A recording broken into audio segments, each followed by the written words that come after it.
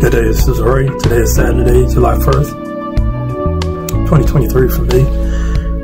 Another day of learning and growing. I hope that you, your family, friends, and loved ones are doing well and staying safe. So this was actually a video that I wasn't sure if I even wanted to record because the decision just happened yesterday and I really hadn't prepared myself to speak on this topic, even though it's something that directly affects me.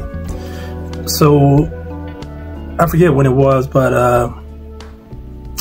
there was an opportunity to have some of my debt forgiven, my student loan debt forgiven. And I applied for it. I qualified for up to $20,000 of student loan forgiveness. And for a minute, it looked like it happened, but then there was challenges from states and a few parties. It ended up going to the Supreme Court, and the Supreme Court struck down the decision, and here I am, still with the same amount of debt that I had before. And I had anticipated this would be their decision, knowing the makeup of the Supreme Court. So, yeah, I'm disappointed, but I'm not surprised. And as a matter of fact, the people I talked to, I said, look, this probably won't happen. So, just be prepared either way. I'm dealing with my debt. I am dealing with, as a matter of fact, when I started tracking my debt, and I probably brought this up in every video now, my consumer debt was $97,520.57. I had that memorized. I don't have my current number memorized because it's a moving target. It's on its way down, but I'm a little bit under 63,000 and 62,000 range now. My student loan debt accounts for 63% of my consumer or non-mortgage debt. I'm in my mid-40s. I'm not my mid-40s yet. I'm in my 40s, and I've been dealing with this debt for 20 years, basically. So if $20,000 had been forgiven, then I would have been down to $42,000, which is a lot more manageable. But, like I said, I'm just going to continue down the path that I am on. 2 years ago, May of 2021, was when I started to learn how to budget from Brad at ZeroDebtCoach.com, and that's what I've been diligent with and sticking to. And that has helped me to be able to spend my money wisely and to prepare for, these student loan payments to resume. And,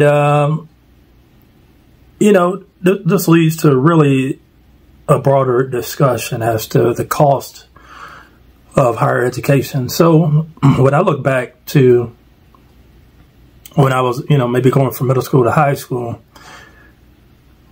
the discussions were about the PSAT and the SAT, which is basically entrance exams into college. And so college was basically the only thing people talked about. There were no other options, and or the military. And so, with that in mind, there were no conversations about, can you afford to go to college? It was just, you're going to go to college and then, take out loans, and that's the end of that. So let's say even if the forgiveness happened, yes, that would have been great for the people who it affected, myself included, but there's still a bigger problem, the cost of education. So when I was in school 20 years ago now, the tuition at the school I went to, was out-of-state school, was $20,000 a year. That same school I checked, I think tuition is $33,000, and that might be in-state tuition, actually. I don't think it's out-of-state tuition. Now, schools don't keep up with salaries. It's not like when I interviewed for my job, I said, I went to such and such school, this is my tuition, now I'm going to need a salary that is able to afford for me to pay that off and also become a homeowner and support a family and all these things. They don't care about that. The cost of education just continuously rises. And I think a part of that, too, is because they hand out loans like candy. It's not like when you're given a student loan, they say, okay, what's your major going to be? and they say, well, your potential earners for that particular major is going to be this, so we're only going to give you this amount of loan. If something like that were to happen, then that would probably drive down the cost of some of the degrees and the cost of education. I think it would, at least, but you know, I'm not. That's out of my pay range. That's not something I give a lot of thought to. But what I would say is that our job, I'm not a parent, but as a society, at least in the United States, is to be having these discussions. I would say even starting as soon as middle school, as to what options do you have. Because like I said, the only thing we talked about was college. There are a lot of options. I got a list in front of me that I was looking at. You know, they have apprenticeships, community college, which when I went back to school after graduating school, I went to community college and took business classes, and I learned so much there. I thought it was great. There's also trade schools. Now they have computer coding boot camps. There's the military, of course. You can go straight into employment. You can take a gap year to figure out what you're going to do. There's vocational training, internships, culinary school, which I wish I would have took, excuse me, just, you know, for the sake of taking. Entrepreneurship, real estate certification programs. You could be a trust fund baby. Okay, so maybe that last one is not really an option for most people.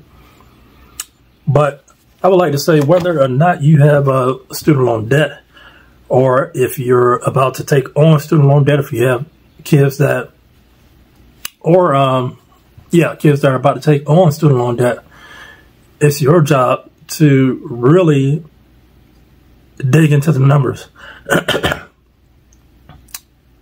Look at the degree, see what the potential earnings are once they get out of college, and you know, if it's worthwhile, absolutely, you know, go for it. If you're able to get a high salary paying job. Now, I make less than six figures. I'm between 50 and 100.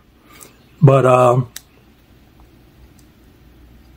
you know, I think a lot of my decisions in my 20s and 30s, when it comes to, you know, having a family, was definitely affected by the fact that I had this huge debt over me, and I didn't want to bring anybody into the relationship with that, and knowing that I probably couldn't support a family of four with the salary that I make.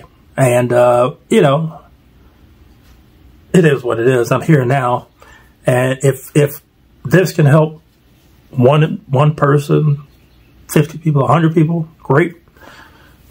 I just really hope you take the time to really think about the decision of going to college or whatever you're going to do. And what I wish for in the schools is that they had teachers talking about this. They brought in counselors.